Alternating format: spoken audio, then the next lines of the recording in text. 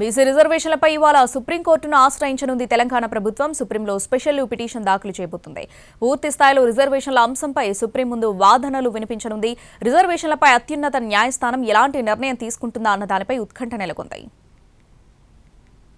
స్థానిక సంస్థల ఎన్నికల్లో బీసీలకు 42% రిజర్వేషన్ ఇస్తూ రేవంత్ ప్రభుత్వం జీవో 9ని జారీ చేసింది. దీన్ని కొందరు హైకోర్టులో సవాల్ చేశారు. వాదోపవాదనల తర్వాత ప్రభుత్వం తెచ్చిన జీవో 9పై స్టే విధించింది హైకోర్టు. బీసీ రిజర్వేషన్ల అంశంలో ట్రిపుల్ టెస్ట్ పాటించకపోవడంపై హైకోర్టు అభ్యంతరం వ్యక్తం చేసింది. సుప్రీంకోర్టు నిబంధనల ప్రకారం 50% రిజర్వేషన్లు మించి ఉండడాన్ని తప్పుపట్టింది. దీంతో ప్రస్తుతం ప్రభుత్వం అనుకున్న స్థానిక సంస్థల ఎన్నికల్లో బీసీలకు 42% టికెట్లు ఇవ్వడానికి అంతరాయం ఏర్పడింది. దీన్ని ఇవాళ సుప్రీంకోర్టులో సవాలు చేసేందుకు సిద్ధమైంది ప్రభుత్వం. రిజర్వేషన్ల అంశంపై అవగాహన ఉన్న సీనియర్ అడ్వకేట్లతో వాదనలు వినిపించబోతోంది. తెలంగాణ ప్రభుత్వం నుంచి మంత్రులు పొన్నం ప్రభాకర్, వాకిటి శ్రీహరితో పాటు పీసీసీ చీఫ్ మహేష్ గౌడ్ కూడా ఢిల్లీకి వెళుతున్నారు. సుప్రీంకోర్టులో ప్రభుత్వం తరఫున వాదనలకు సంబంధించిన అంశాలను దగ్గరుండి పర్యవేక్షించేందుకు బీసీ నేతలు హస్తిన బాట పట్టారు.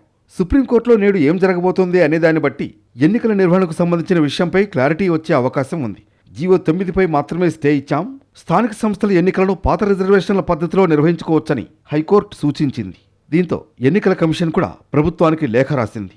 ఎన్నికలు నిర్వహించే అంశంపై స్పష్టత కోరింది. అయితే సుప్రీంకోర్టులో పరిస్థితిని బట్టి ప్రభుత్వం నుంచి సమాధానం రాబోతోంది. మొత్తానికి బీసీ రిజర్వేషన్ల అంశం ఇన్నాళ్లు గవర్నర్, రాష్ట్రపతి దగ్గర పెండింగ్లో ఉంటూ వచ్చింది. ఇవి ఇప్పుడు కోర్టుల దగ్గర విచారణలను ఎదుర్కొంటున్నాయి. సుప్రీంకోర్టులో ప్రభుత్వం ఇచ్చిన జీవో ఆమోదానికి సంబంధించిన అంశాన్ని కూడా ప్రస్తావించబోతోంది ప్రభుత్వం. సర్కారు పంపిన బిల్లులను 3 నెలల్లో తేల్చాలంటూ సుప్రీంకోర్టు గతంలో స్పష్టం చేసింది. దీన్ని కూడా కోర్టు దృష్టికి తీసుకువెళ్లే అవకాశం ఉంది.